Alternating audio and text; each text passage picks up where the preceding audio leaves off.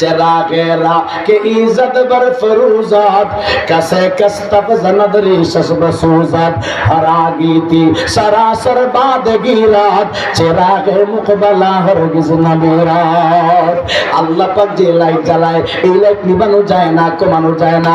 নিবাইবার জন্য ফু দিলে তার পাওয়ার আরো বাড়ে, জুড়ে বলেন আরো বাইরা যায়, আরো বাইরা যায়।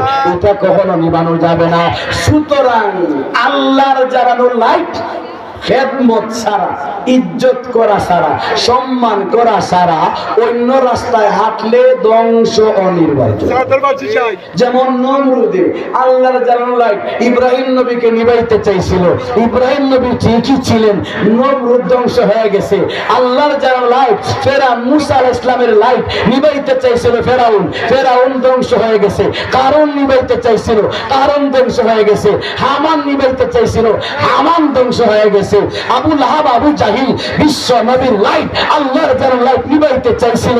আবু লাহাব ধ্বংস হয়ে গেছে, আবু জাহিল ধ্বংস হয়ে গেছে, ওলীদ ইবনে মুগীরা ধ্বংস হয়ে গেছে।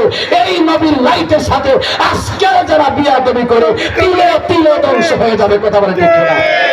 সুতরাং ওয়াজ মাহফিল, তাফসীর মাহফিল এগুলা নিয়ে বিয়াদবি করা যাবে, বিয়াদবি করা যাবে।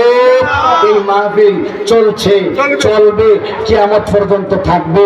খেদমত করব, খেদমত না করতে পারলে, বিরোধিতা করলে লাইট নিভে যাবে আপনারটা, আপনি নিভে যাইবেন। ওয়াজ ঠিকই থাকবে। মাদ্রাসা হইছে, মাদ্রাসার খেদমত করবেন, খেদমত করতে না পারলে বিরোধিতা করেন না, বিরোধিতা করার গেলে আপনিই ধ্বংস হয়ে যাবেন।